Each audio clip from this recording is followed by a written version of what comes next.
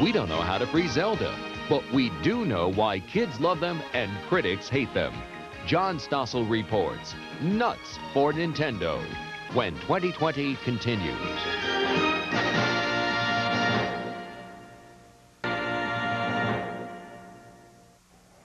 It may be the most addictive toy in history, and it's definitely the hottest thing this Christmas. Nintendo video games. They first arrived from Japan 3 years ago, and now millions of American kids are hooked and mesmerized. When they do stop to talk, it's in a language only they understand. Well, John Stossel went out to discover the secret of Nintendo's success, but first he had to find one. New York City, early in the morning. Before the toy stores open, they're lined up outside. I'm in line too because the director of 2020 said, "Stossel, I hate to ask, but you've got to help me get my kid a copy of Super Mario Brothers 2. This man came all the way from Indiana to get one. He came 1,000 miles just for this game? Yes. I've done 7 stores a day for 3 weeks now, and I cannot find it. I have to live with my kids for the rest of the year, so I have to have this on Christmas Day. So to please the kids, they line up at the few stores that have been able to get copies of the hottest Nintendo games, Mario 2 and The Adventure of Link. I have Super Mario Brothers 2. Now what's Nintendo, you ask, and why should you care? Well, I think it's something you should know about because it's captured America's children. School bus drivers report the kids are talking less about clothes and sports and what Joe did to Jane, and more about... When you get to those things that go up and down, you just jump on them. After school, even on the day that brings the first beautiful snowfall of the season. Everyone's eager to get inside the house so they can rush to get to the television set. Now, usually they don't play together. We invited them to a Nintendo party. They pop the cartridge into this deck, which attaches to any television set. These controls direct the characters. The better your eye-hand coordination, the better you do. Never has there been a toy that's been this successful. Bruce Apar is editor of a magazine that follows the industry. How big a hit is this? This is as big or bigger than anything the toy industry has ever seen. I'll give you one comparison. Barbie, which is an institution, does about $500 million a year. Nintendo does over 3 times as much. Now, why is it so successful? Well, the people in the industry say Nintendo simply has the best games. They come in 2 categories. Sports games such as tennis, hockey, football, boxing, all with good graphics and sound effects. Even more popular are the adventure games like Super Mario. They tend to have ludicrous plots. Mario is an Italian plumber who, under your control, enters the Mushroom Kingdom to fight off killer turtles and deadly ducks until he can rescue the Princess Toadstool. The kids love it. What's good about it?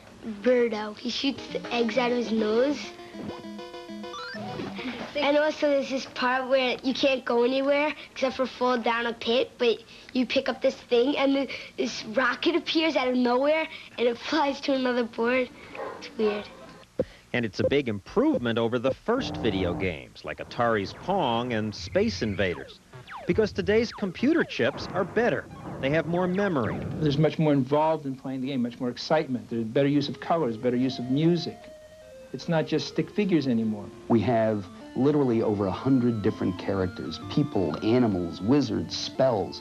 You see this spread out over different worlds. When I say different worlds, entirely different sets. If you think about the way a movie is produced, there are levels with caverns, and you break into underground oceans. There are secret holes that you go into. The kids delight in finding new twists to the games, secret passages they didn't discover the first times they played, bizarre new weapons. You're throwing things that I've never even discovered in this game. Yeah, because you don't know. If you're a grown-up, you hardly do this. If you're a grown-up, you have work to do. Now, the chips, the technology that goes into this, was invented in the United States. Yet, the Japanese are the ones who make it a hit. Why is that? Nintendo is a 100-year-old company in Japan, and they learned their lessons well. When buyers lost interest in the first generation of video games about 4 years ago, Nintendo quietly watched as American companies quit the business. Nintendo then bought licenses to the best of the arcade games. They created new games by getting independent designers to compete against each other for the right to work with Nintendo. Nintendo, please hold. One moment. Thank you. May I help you? And in Seattle, at the company's U.S. headquarters, they listened to the customers. 50,000 people call Nintendo's 800 number every week asking for help with the games. Phones are manned by games fanatics who often play other games while answering questions. What that is, when you're at that link, though, you're almost at that point. Okay, what you want to do is, like I said, jump on the guy with the carpet. In Japan, the games are an even bigger success. These people are upset because even after waiting all night, they were unable to get their kids a new version of a game called Dragon Quest.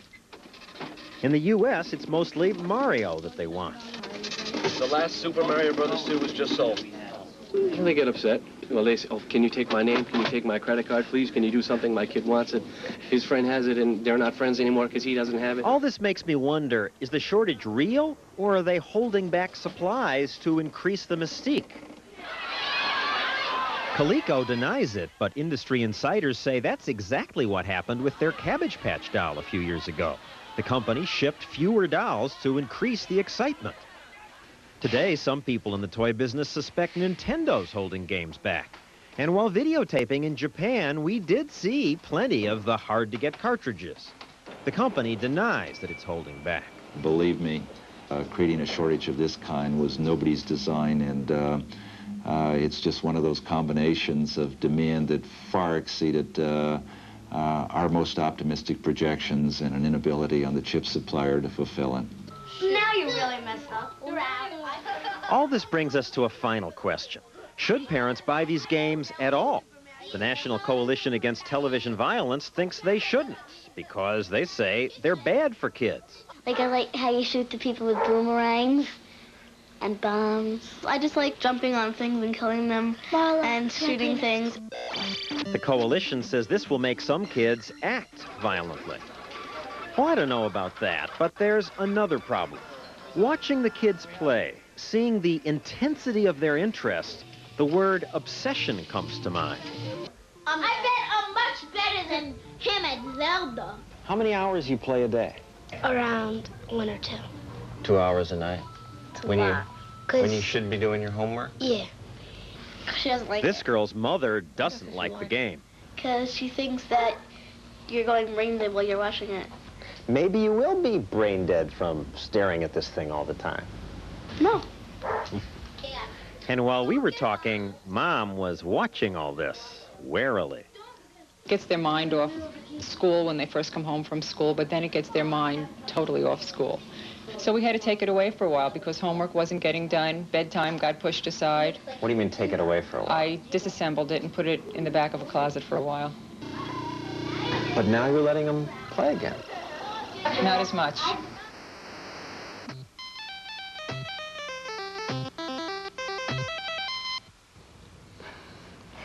John, what's your feeling after watching this? Does it make them, you know, brain dead, as you said, or isn't there a certain amount of imagination that you have to use for this game? I think that's true, that it's not just like watching television. You have to use imagination. There are all these ways to handle the games. I think under the right time limits, it's fine. In fact, I got one while doing the story, and I'm going to keep it. For you, or would you give it to your child? Well, my 3-year-old likes kill ducks, and my wife and I stayed up till midnight playing it. And you don't mind the so-called violence in it? Kill ducks, kill ducks? They're animated characters, and I just think you have to pay attention and limit the time, and it's fine. Now I know how you're spending the holidays, watching right. Nintendo. Playing Nintendo. Playing Nintendo. Thank you, John. Now on to a much more serious report.